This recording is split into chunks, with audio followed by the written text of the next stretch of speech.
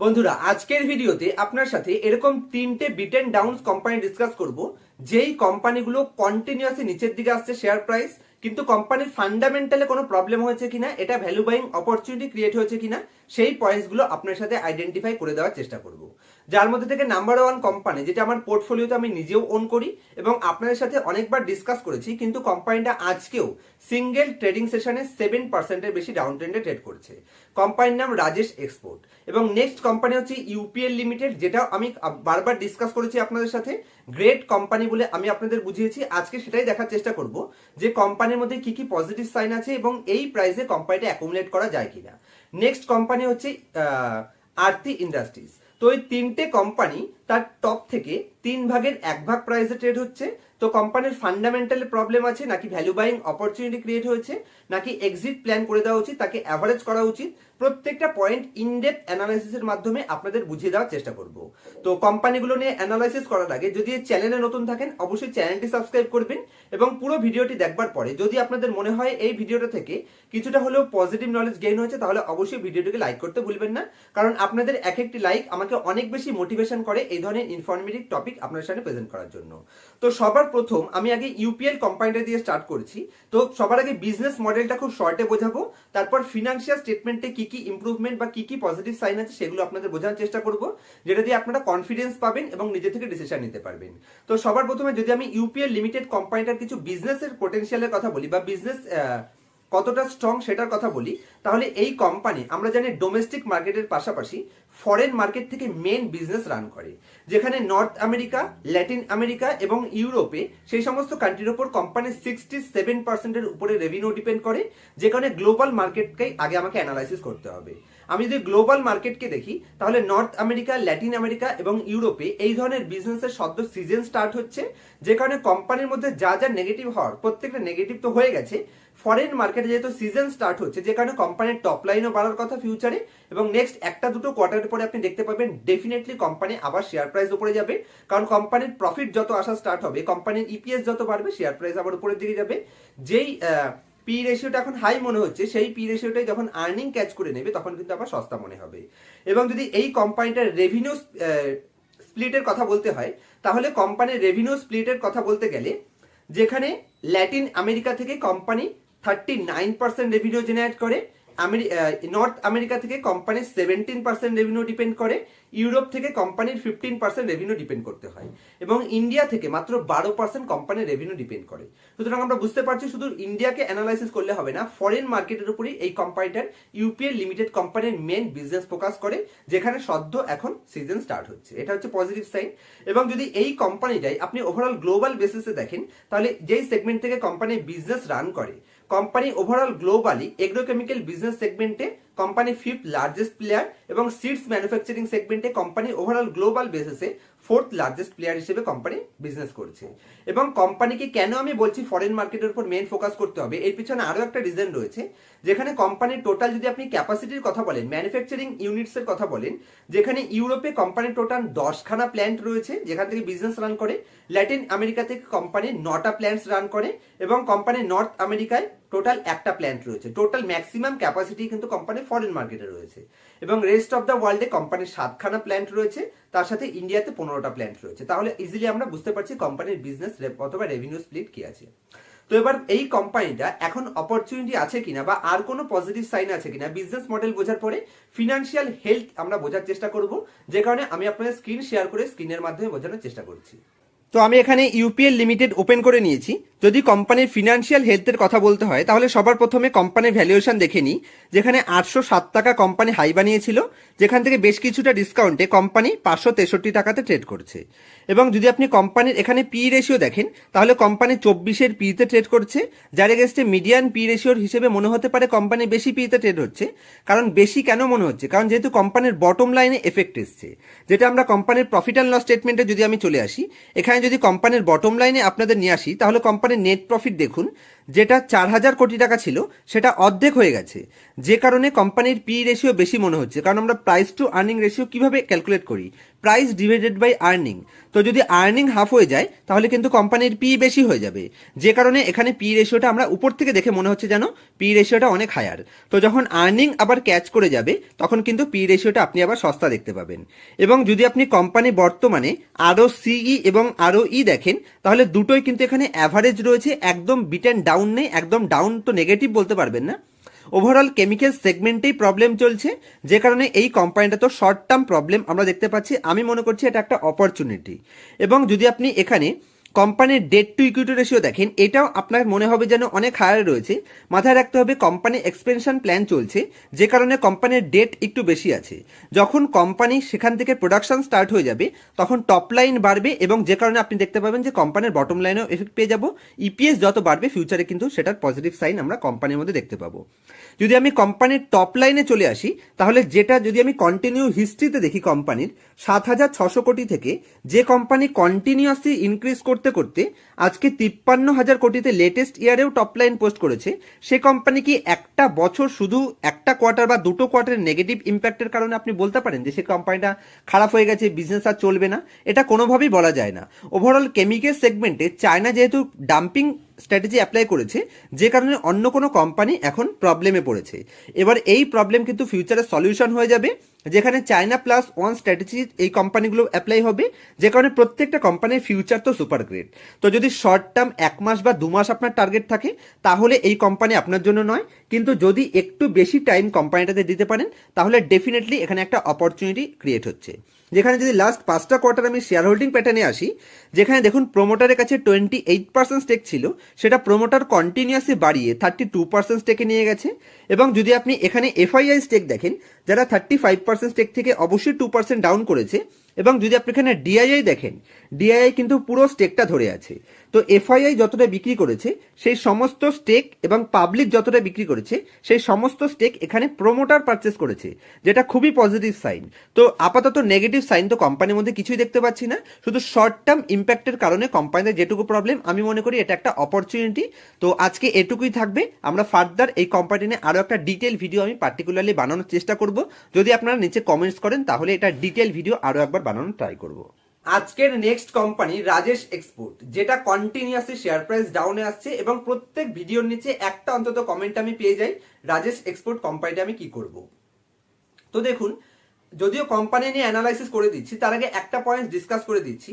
কোনো কোম্পানিতে যতটাই কনফিডেন্স আপনি পান না কেন, যতই ডাউনে কোম্পানি শেয়ার পান না কেন, সবসময় মাথায় রাখতে হবে নিজের টোটাল ইকুইটি ক্যাপিটালে স্মল ক্যাপ কোম্পানিতে 4%, 3%-এর বেশি কোনো মতে ইনভেস্ট করা উচিত নয়, 3 থেকে 4%। এবং মিড ক্যাপ লার্জ ক্যাপ কোম্পানির ক্ষেত্রে একটা পার্টিকুলার কোম্পানিতে টোটাল ইকুইটি ক্যাপিটালে কোনো মতে 7-8%-এর বেশি ইনভেস্ট করা উচিত নয়। তাতে করে সঠিক ডাইভার্সিফিকেশন আপনি মেনটেন করতে পারবেন। একটা বা দুটো কোম্পানি খারাপ পারফরমেন্স করলেও আপনার ওভারঅল পোর্টফোলিওতে কোনোদিন ব্যাড ইম্প্যাক্ট পড়বে না, এটা মাথায় রাখতে হবে। যেটা আমি আগে অনেক ভিডিওতে আপনার সাথে বলেছি, বারবার নামতার মতন পড়েছিলাম। তো যারা এই সমস্ত পয়েন্টস দেখে কোম্পানিতে ইনভেস্টমেন্ট করেছিল, অ্যালোকেশন ঠিক রেখেছিল, তাদের একটা কোম্পানি ডাউনে গেলেও কিচ্ছু আসে যায় না। কারণ আজকেও আমার পোর্টফোলিওতে এরকম অনেক কোম্পানি আছে যেগুলো বড় বড় রিটার্ন প্রোভাইড করেছে। সুতরাং একটা কোম্পানির জন্য ওভারঅল পোর্টফোলিওতে কখনোই ব্যাড ইম্প্যাক্ট পড়বে না, আশা করি যদি আপনি এই পয়েন্টসগুলো মনে রাখেন। তো যদি রাজেশ এক্সপোর্ট কোম্পানিটা নিয়ে অ্যানালাইসিস করতে হয় যে এখন আমাদের কি করা উচিত, তাহলে রাজেশ এক্সপোর্টের সর্বপ্রথমে বিজনেসটা আমাকে বুঝতে হবে, যেখানে কোম্পানির বিজনেস কি করে থাকে, গোল্ড মাইনিং করে থাকে, তার সাথে গোল্ড রিফাইনিং করে থাকে, এবং কোম্পানি সেটাকে মানে রিটেল মার্কেটে কোম্পানি সেলও করে থাকে, ম্যানুফ্যাকচারিং করে, সেল করে, এবং গ্লোবাল মার্কেটের সাথে সাথে ডোমেস্টিক মার্কেটে নিজের ব্র্যান্ড ভ্যালুর মাধ্যমে B2C-তেও কাজ করে থাকে এবং B2B বিজনেস সেগমেন্টেও কোম্পানি কাজ করে থাকে। এবং যদি আপনি কোম্পানির টোটাল মার্কেট শেয়ারের কথা বলেন, তাহলে কোম্পানির টোটাল গ্লোবাল এই গোল্ড মার্কেট সেগমেন্টে টোটাল ভ্যালু চেইনের 35% মার্কেট শেয়ার কোম্পানি ক্যাপচার করে আছে এবং গ্লোবালি লিডিং বিজনেস কোম্পানি করে থাকে, এ নিয়ে কোনো ডাউট থাকা উচিত নয়। এবং কোম্পানি যদি রিটেল ব্র্যান্ডের কথা বলতে হয়, তাহলে কোম্পানি সুপ জুয়েলার্সের মাধ্যমে নিজের রিটেল প্ল্যাটফর্ম তারা কিন্তু B2C বিজনেস সেগমেন্টে মানে ডাইরেক্ট কাস্টমারের কাছে প্রোডাক্ট সেল করে থাকে। সবার আগে বুঝতে হবে টোটাল যে বিজনেস সেগমেন্টটা, এটা হচ্ছে একটা সিক্লিক্যাল বিজনেস সেগমেন্ট। এই বিজনেস সেগমেন্ট কখনো কখনো একটানে উপরের দিকে চলে যায়, আবার কখনো কখনো একটানে নিচে চলে আসে। তো আমরা নিচের লেভেলেই পারচেস করেছি, যদিও পারচেস করার পরে 10-20% নিচে এসছে, এখানে কোনো নেগেটিভ সাইন নেই এবং আমি স্বীকার করছি যে নিচে এসছে। কিন্তু মাথায় রাখতে হবে এইটা বিজনেসের ডাউন ট্রেন্ড চলছে। যখনই গ্লোবাল সেন্টিমেন্ট পজিটিভে চলে আসবে, গ্লোবাল ইন্টারেস্ট রেট কাট হবে, তখন কিন্তু আপনি এই প্রাইসে শেয়ারটা পাবেন না। সুতরাং এটা অবশ্যই আমার পার্সোনাল এক্সপিরিয়েন্স, পার্সোনাল নলেজ এবং অ্যানালাইসিসের পর আমি বলছি এটা একটা ভ্যালু বাইং অপরচুনিটি ক্রিয়েট হয়েছে। কিন্তু এই ধরনের কোম্পানিতে রিটেল ইনভেস্টররা কখনো লং টার্ম সাস্টেনই করতে পারে না। যেখানে দেখুন আমার ফেভারিট ইনভেস্টর বিজয় কেডিয়া স্যারেরও কিন্তু ওয়েব গ্লোবালে ইনভেস্ট আছে, ওটাও সেম টাইপেরই কোম্পানি। তো দুটো কোম্পানি কিন্তু ডাউনে রয়েছে, কিন্তু দেখুন তিনি 3 বছর ধরে কোম্পানিটাকে হোল্ড করে আছেন, কিন্তু আমরা 3 মাস হতে পারে না কোম্পানিটা নিয়ে নেগেটিভ সেন্টিমেন্ট বা নেগেটিভ কমেন্টস আসা শুরু করে যায়। তো যদি লং টার্মে মার্কেটে টিকে থাকতে হয়, ডাউন প্রাইসে শেয়ারকে পারচেস করতে হবে এবং এই শেয়ারটাতে এখন অ্যাকুমুলেট করার সময় এবং অ্যাভারেজ করার সময়। এখন যদি ভয় পান তাহলে বড় প্রফিট কিভাবে জেনারেট করবেন? কারণ যখন গ্লোবাল মার্কেটে পজিটিভ সেন্টিমেন্ট ক্রিয়েট হবে তখন তো শেয়ার নিউ হাই ক্রিয়েট করে দেবে, তখন কি উপরে গিয়ে এন্ট্রি নেবেন? তাহলেই রিটেল ইনভেস্টর ফাঁসবে, এটা আপনাকে সবসময় মাথায় রাখতে হবে। শেয়ার মার্কেটের সিম্পল কনসেপ্ট, নিচে পারচেস করুন, উপরে এক্সিট করুন। যেখানে রাজেশ এক্সপোর্ট কোম্পানিটা এখন আমি মনে করছি এখানে একটা অপরচুনিটি ক্রিয়েট হয়েছে। এবার এই কোম্পানিটা যদি ফিনান্সিয়াল হেলথের কথা বলতে হয়, যেখানে কোম্পানির ফান্ডামেন্টাল বা ফিনান্সিয়ালে কোনো প্রবলেম এসছে কিনা সেটা বোঝানোর জন্য আমি আপনার সাথে এখন স্ক্রিন শেয়ার করার চেষ্টা করছি। তো আমি এবার স্ক্রিনারে রাজেশ এক্সপোর্ট ওপেন করে নিয়েছি, যেখানে কোম্পানিটা আজকে 7.8% দেখতে পাচ্ছেন, অলমোস্ট 8% কোম্পানি ডাউনে ট্রেড করছে। তো এখানে অপরচুনিটি আছে কিনা সেটা ফিনান্সিয়াল হেলথ দেখলে বুঝতে পারবো। যেখানে যদি আপনি কোম্পানির শেয়ার প্রাইস দেখেন, যেটা 1 বছরের হাই ছিল 1030 টাকা, সেখান থেকে 3/1 প্রাইসে অলমোস্ট কোম্পানি 400 টাকাতে ট্রেড করছে।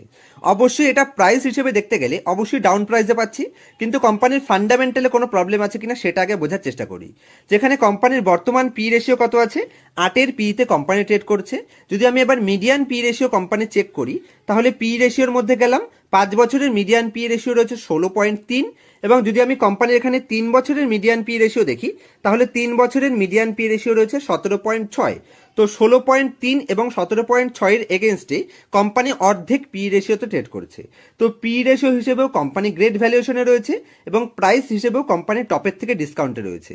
যদি কোম্পানির আপনি বুক ভ্যালু দেখেন, তাহলে 499 টাকা কোম্পানির বুক ভ্যালু রয়েছে, যার এগেনস্টে শেয়ার প্রাইস কতটা ট্রেড করছে, 404 টাকাতে।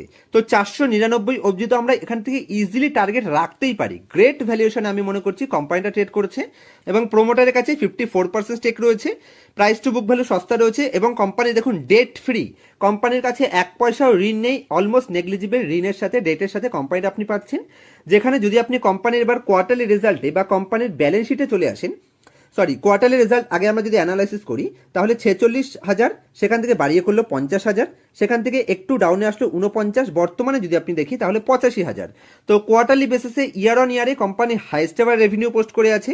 যদি আমি কোম্পানির বটম লাইনে চলে আসি, তাহলে কোম্পানির বটম লাইন 152 কোটি, 278 কোটি, সেখান থেকে 272 একটু ডাউনে আসলো, বর্তমানে 309। তো কোয়ার্টারলি রেজাল্ট তো কোম্পানির সুপার গ্রেট রয়েছে, এখানে কোনো ডাউন নেগেটিভ সাইনই নেই।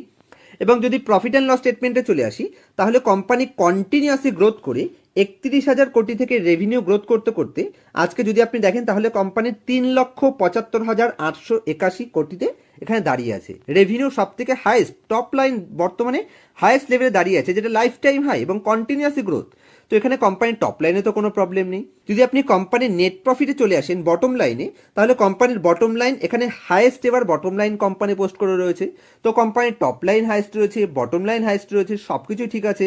কোম্পানি যদি আপনি ইপিএস দেখেন, তাহলে লাস্ট 5 বছর যদি আপনি ইপিএস গ্রোথ দেখেন, যেটা 40 থেকে গ্রোথ করে এখানে 50-এ এসেছে, এবং লেটেস্ট যদি 2 বছর আগেও আমি হিসাব করি, তাহলে 28 থেকে ইপিএস গ্রোথ করে 34 থেকে 48 থেকে 49। তো প্রবলেম তো কোম্পানির ফান্ডামেন্টালি কিছুই নেই, শুধুমাত্র নেগেটিভ সেন্টিমেন্টের কারণে শেয়ার প্রাইস নিচে আসছে, গ্লোবাল সেন্টিমেন্টের কারণে শেয়ার প্রাইস নিচে আসছে। এই ভয়তে যদি আপনি এক্সিট করেন, তাহলে স্টক মার্কেট তো আপনার জন্য নয়, এটা আপনাকে অবশ্যই নিজেকে মেনে নিতে হবে, মানতে পারলেই মার্কেটে টিকতে পারবেন।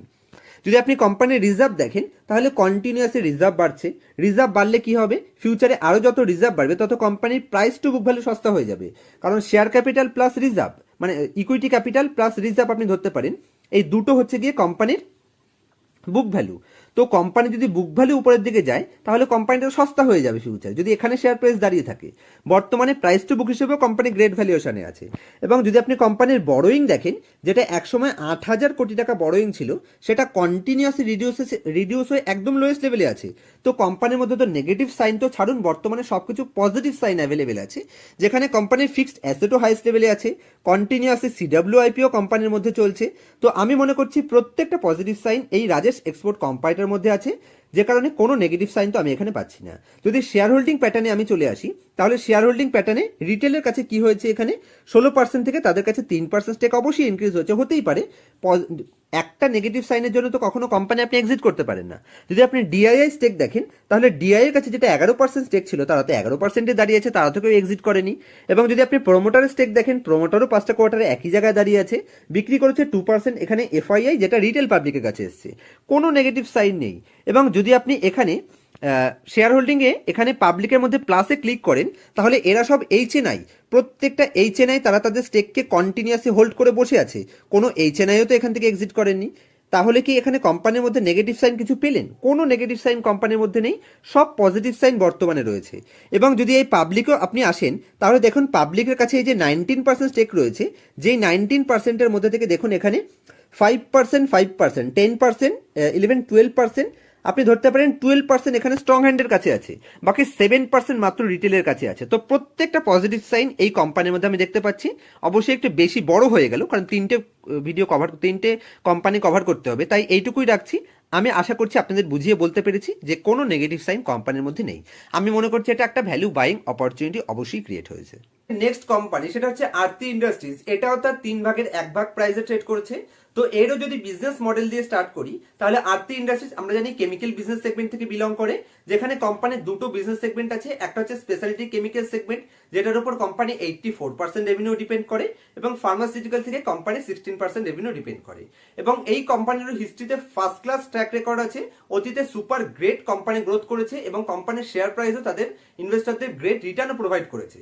শুধু ওভারঅল কেমিক্যাল সেগমেন্টে নেগেটিভ সেন্টিমেন্ট, যেটা আমরা জানি SRF এর মতন কোম্পানি উঠিয়ে নিন আপনি, যত বড় বড় ফার্স্ট ক্লাস কেমিক্যাল কোম্পানি আছে, ফাইন অর্গানিক উঠিয়ে নিতে পারেন, ক্লিন সায়েন্স উঠিয়ে নিতে পারেন, যত ভালো ভালো কোম্পানি, তারা প্রত্যেকটা কোম্পানিও কিন্তু বর্তমানে দীপক নাইট্রাইটও যদি আপনি দেখেন, প্রত্যেকটা কেমিক্যাল কোম্পানি এখন ডাউনে চলছে, কারণ শর্ট টার্ম নেগেটিভ ইম্প্যাক্ট এখানে কোম্পানির মধ্যে রয়েছে। শর্ট টার্ম নেগেটিভ ইম্প্যাক্ট, কারণ চায়না ডাম্পিং স্ট্র্যাটেজি নিয়েছে, যে কারণে এই স্ট্র্যাটেজি যখনই তাদের শেষ হবে এবং globally China plus one strategy এখানে অ্যাপ্লাই হবে, যে কারণে প্রত্যেকটা পজিটিভ সাইন তো ফিউচারের জন্য অপেক্ষা করছে।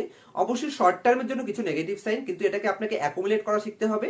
এই ধরনের কোম্পানিকে আপনাকে অ্যাকুমুলেট করতে পারলেই বড় প্রফিট ফিউচারে ডেফিনেটলি আপনি রিটার্ন জেনারেট করার অপরচুনিটি পেয়ে যাবেন। যদি কোম্পানি গ্লোবাল প্রেজেন্টের কথা বলতে হয়, তাহলে কোম্পানি 44% রেভিনিউ ডিপেন্ড করে এক্সপোর্টের উপর, যেখানে north America, Europe, China, Japan এবং রেস্ট অফ দ্য ওয়ার্ল্ড থেকে কোম্পানি 44% রেভিনিউ ডিপেন্ড করে। এবং কোম্পানি যদি আপনি ক্যাপেক্স প্ল্যান দেখেন, যেটাতে আপনি ইজিলি বুঝতে পারবেন যে ফিউচারে টপ লাইন বটম লাইনে কতটা অপরচুনিটি আছে, যেখানে কোম্পানির এবছর যদি আপনি 2024-এর ক্যাপেক্স প্ল্যান দেখেন, যেখানে 40টা প্লাস কোম্পানির ভ্যালু অ্যাডেড প্রোডাক্ট কোম্পানি লঞ্চের কথা চলছে, যেখানে কোম্পানির 2,500 কোটি থেকে 3,000 কোটি টাকা কোম্পানি ক্যাপেক্স প্ল্যান রয়েছে। তো কোম্পানির টপ লাইন ফিউচারে কোথায় যেতে পারে, এটা নিশ্চয়ই আপনাদের বুঝিয়ে বলতে পারলাম খুব শর্ট ভিডিওর মাধ্যমে। এবার কোম্পানি যদি আপনি ফিউচার দেখেন, তাহলে যেহেতু এতটা ক্যাপেক্স প্ল্যান রয়েছে এবং ওভারঅল সেগমেন্টে নেগেটিভ সেন্টিমেন্ট রয়েছে, যেখানে আমি মনে করি এই দুটো ইম্প্যাক্ট একসাথে পড়েছে। কোম্পানির খরচাও বেশি হচ্ছে, তার সাথে কোম্পানির ইনকামে এফেক্ট এসছে, যে কারণে শেয়ার প্রাইস ডাউন ট্রেন্ডে রয়েছে, এবং এটা সম্পূর্ণ নেগেটিভ ইম্প্যাক্ট হিসেবে নিলে চলবে না, এটাকে একটা অপরচুনিটি হিসেবে আমাদের নিতে হবে। তো চলুন কোম্পানির ফিনান্সিয়াল হেলথটা আমরা একবার চেক করার চেষ্টা করব, যে অতীতে কিরকম ট্র্যাক রেকর্ড আছে এবং এখন আমাদের অ্যাকুমুলেট করা উচিত কিনা, যেটা বোঝানোর জন্য আমি আপনার স্ক্রিনারের উপর নিয়ে যাচ্ছি। তো আমি স্ক্রিনারে আরতি ইন্ডাস্ট্রিজ লিমিটেড ওপেন করে নিয়েছি। যদি এই কোম্পানিটাও অ্যানালাইসিস করা হয়, তাহলে 712 টাকা যেখানে হাই ছিল, সেখান থেকে একটা হেভিলি ডিসকাউন্টে কোম্পানি 523 টাকাতে ট্রেড করছে। এবং যদি আপনি কোম্পানির পি রেশিও দেখেন, তাহলে মিডিয়ান পি থেকে কোম্পানি একটু হাই অবশ্যই মনে হচ্ছে। যেখানে আপনি কোম্পানির মিডিয়ান পি রেশিওতে যদি চলে যান, তাহলে দেখুন কোম্পানির 3 বছরের মিডিয়ান পি রেশিও রয়েছে 34.5, এবং যদি আপনি কোম্পানির 5 বছরের মিডিয়ান পি রেশিও দেখেন, তাহলে কোম্পানি 31.4 এর মিডিয়ান পি রেশিও রয়েছে। তো আমি যদি কোম্পানির প্রফিট অ্যান্ড লস স্টেটমেন্টে আপনাদের নিয়ে যাই, তাহলে দেখুন এখানে কোম্পানির বটম লাইনে ইম্প্যাক্ট এসছে। যেহেতু কোম্পানির বটম লাইন 3 ভাগের 1 ভাগ হয়ে গেছে, যে কারণে দেখুন পি রেশিও বেশি মনে হচ্ছে। কিন্তু অবশ্যই মাথায় রাখতে হবে, এই বটম লাইন ফিউচারে আবার যখন কোম্পানি ক্যাচ করবে, ওভারঅল কেমিক্যাল সেগমেন্ট যখন পজিটিভে যাবে, কোম্পানির ক্যাপেক্স প্ল্যান যখন পুরো কমপ্লিট হয়ে যাবে, তখন কোম্পানির top line, bottom line, EPS সবকিছু আপসাইড আমরা দেখতে পাবো। এবং প্রফিট যদি কোম্পানি আবার আগের রেঞ্জে চলে যায়, তাহলে কিন্তু ডেফিনেটলি এই পিটাই 3 ভাগের 1 ভাগে চলে যাবে। কারণ পি আমরা কিভাবে ক্যালকুলেট করি? Price divided by earning. এবং যদি আমি কোম্পানির হিস্ট্রিও দেখি, তাহলে হিস্ট্রিতে কোম্পানি কিরকম পারফরমেন্স করেছে। তো কোম্পানির 1600 কোটি টাকা এখানে টপ লাইন ছিল 2012-তে, যেখান থেকে কোম্পানি কন্টিনিউয়াসলি গ্রোথ করেছে। এবং কন্টিনিউয়াসলি গ্রোথ করে লেটেস্টেও যদি আপনি দেখেন, তাহলে 2023-এর অর্থবর্ষ এখানে দেখতে পারেন highest ever revenue company post করেছিল। শুধুমাত্র শর্ট টার্ম কেমিক্যাল সেগমেন্টে নেগেটিভ সেন্টিমেন্ট, এবং আমরা জানি এক্সপোর্টের উপর কোম্পানি কতটা ডিপেন্ড করছে, যেখানে গ্লোবাল অতটা নেগেটিভ সেন্টিমেন্টে রয়েছে, যে কারণে দেখুন কোম্পানির শর্ট টার্ম ইম্প্যাক্ট এখানে আমরা দেখতে পাচ্ছি। যে কারণে কোম্পানির বটম লাইনও আমরা দেখতে পাচ্ছি এখানে 3 ভাগের 1 ভাগ রেভিনিউ হয়েছে। কিন্তু এটা সম্পূর্ণ অপরচুনিটি হিসেবে নিতে হবে। এখানে কোনো শর্ট টার্ম নেগেটিভ ইম্প্যাক্ট, কোনো লং টার্ম নেগেটিভ ইম্প্যাক্ট নেই, শুধুমাত্র শর্ট টার্ম ইম্প্যাক্ট। যদি শর্ট টার্ম পেইনকে আপনি নিতে পারেন, তাহলে লং টার্ম গেইন আপনি পাবেন। যেখানে কোম্পানির হিস্ট্রিও সুপার গ্রেট আছে, শুধুমাত্র লেটেস্ট ট্রেলিং 12 মান্থেই কোম্পানির এখানে প্রবলেম রয়েছে। বাদ বাকি কোম্পানির হিস্ট্রি তো ফার্স্ট ক্লাস রয়েছে। এবং শেয়ার প্রাইসও লাস্ট 1 বছরে নেগেটিভ 27% রিটার্ন দিয়েছে। টপ থেকে কোম্পানি হেভিলি ডিসকাউন্টে আছে। যদি কোম্পানির ব্যালেন্স শিটে চলে আসেন, তাহলে কোম্পানির ব্যালেন্স শিটেও দেখুন এখানে রিজার্ভ কন্টিনিউয়াসলি বেড়েছে। এবং বড়োইং কেন বাড়ছে, এটা আমরা দুটো কারণ হতে পারে। এক হচ্ছে কোম্পানি বেশি ঋণও নিতে পারে, তার সাথে কোম্পানি যেহেতু ক্যাপেক্স প্ল্যান করছে, সে কারণেও হতে পারে। যেখানে দেখুন আপনি কোম্পানির এখানে দুটোই পজিটিভ সাইন আছে। বর্তমানে কোম্পানির 1057 কোটি টাকা সিডব্লিউআইপি চলছে, ক্যাপিটাল ওয়ার্ক ইন প্রোগ্রেস। তার সাথে এখানে যদি আপনি দেখেন কোম্পানির ফিক্সড অ্যাসেট হাইস্ট লেভেলে দাঁড়িয়ে আছে। তো আমরা ইজিলি বুঝতে পারছি যে কোম্পানি কন্টিনিউয়াসলি ক্যাপেক্স ইনক্রিজ করছে, এবং ফিক্সড অ্যাসেট যত বাড়বে কোম্পানির টপ লাইন, বটম লাইন তত বাড়বে। তো আপাতত তো আমি মনে করছি, আমার অ্যানালাইসিস বলছে কোনো নেগেটিভ সাইন কোম্পানির মধ্যে নেই। যেটুকু নেগেটিভ আছে এটা ওভারঅল গ্লোবাল বেসিসে রয়েছে, প্রত্যেকটা কেমিক্যাল কোম্পানিতে রয়েছে। তো এটা শুধু শর্ট টার্ম ইম্প্যাক্ট, এখানে একটা অপরচুনিটি অবশ্যই আমরা পেয়ে যাচ্ছি। যদি আমি কোম্পানির শেয়ার হোল্ডিং প্যাটার্নে চলে যাই, তাহলে শেয়ার হোল্ডিং প্যাটার্ন এখানে কি হয়েছে? তো লেটেস্ট 5টা কোয়ার্টার যদি আমি দেখি, 44% এখানে প্রমোটারের কাছে ছিল, 0.5% মতন কমেছে, এটা অ্যাকচুয়ালি কমা না। এবং যদি আমি এফআইআই স্টেক দেখি, এফআইআই এর কাছে এখানে 12% স্টেক ছিল, সেটা তারা 2% ডিক্রিজ করে 10% করেছে। কিন্তু যদি আমি এখানে ডিআই দেখি, মিউচুয়াল ফান্ড হাউস, তারা 15% থেকে স্টেককে 1% বাড়িয়েছে, তারা কিন্তু কমায়নি। রিটেলের কাছে যদি আপনি দেখেন, তাহলে 28% থেকে 29% হয়েছে, 1% বেড়েছে। বাকি ডিআইআইও ধরে বসে আছে। বাকি সব পজিটিভ সাইন কোম্পানির মধ্যে আমি দেখতে পাচ্ছি। কোনো নেগেটিভ সাইন তো আমার চোখে আপাতত এই 3টে কোম্পানির একটা কোম্পানি তো আমি খুঁজে পাইনি। তো বন্ধুরা, আমি মনে করছি আজকের ভিডিওতে রাজেশ এক্সপোর্ট, ইউপিএল লিমিটেড এবং আরতি ইন্ডাস্ট্রিজ দুটো কোম্পানিতেই শর্ট টার্ম ইম্প্যাক্ট এসেছে, এবং লং টার্মে কোনো অসুবিধা নেই। প্রত্যেকটা পয়েন্ট নিশ্চয়ই অ্যানালাইসিসের মাধ্যমে আমি আপনাদের বুঝিয়ে দিতে পেরেছি। নিশ্চয়ই আপনারা কনফিডেন্স বিল্ড করতে পেরেছেন। তারপরেও মাথায় রাখবেন, এখানে কোনো ধরনের বাই অথবা সেল রিকমেন্ডেশন নয়, শুধুমাত্র এডুকেশনাল পারপাস। আমি আমার এক্সপিরিয়েন্স এবং নলেজ আপনার সাথে শেয়ার করার চেষ্টা করলাম, যেটা দেখে আপনারা আপনাদের এক্সপিরিয়েন্স এবং নলেজকে শার্প করতে পারবেন এবং গেইন করতে পারবেন। এবং অবশ্যই মাথায় রাখতে হবে, যে কোনো কোম্পানিতে ইনভেস্ট করার আগে নিজে থেকে 100% ডিউটিলাইজেশন করে নিতে হবে। নিজের কনফিডেন্স এবং কনভিকশন পেলে তারপরেই ইনভেস্টমেন্ট করবেন। তা না হলে কোনো কোম্পানিতে ইনভেস্টমেন্ট করার পরে যদি শেয়ার প্রাইস 10% ডাউনে আসে, আপনার ব্লাড সুগার হাই হয়ে যেতে পারে এবং আপনার প্রেশার হাই হয়ে যেতে পারে, যে কারণে আপনি লং টার্মে কখনোই টিকতে পারবেন না, আপনি স্টপ লস বুক করতে বাধ্য হবেন। কিন্তু বিজনেস মডেল বুঝে, ফান্ডামেন্টাল বুঝে, ফিনান্সিয়াল স্টেটমেন্ট বুঝে, ভ্যালুয়েশন বুঝে যদি আপনি ইনভেস্টমেন্ট করেন, তাহলে 20% ডাউনে গেলেও আপনার প্রেশারও হাই হবে না, কিছুই হবে না, বরঞ্চ সেখানে আপনি অ্যাভারেজ করার সাহস পাবেন। তো আমি মনে করছি এই প্রত্যেকটা কোম্পানি গ্রেট পজিশনে রয়েছে, এবং আমার পার্সোনাল পোর্টফোলিওতেও কোম্পানিগুলো থাকলেও থাকতে পারে, আবার নাও থাকতে পারে। কোনো ধরনের বাই সেল রিকমেন্ডেশন হিসেবে কিন্তু কোম্পানিগুলোকে নেবেন না। দেখা হবে নেক্সট ভিডিওতে কোনো ইনফরমেটিভ টপিকের সাথে। ততক্ষণ পর্যন্ত হ্যাপি ইনভেস্টিং, হ্যাপি ট্রেডিং।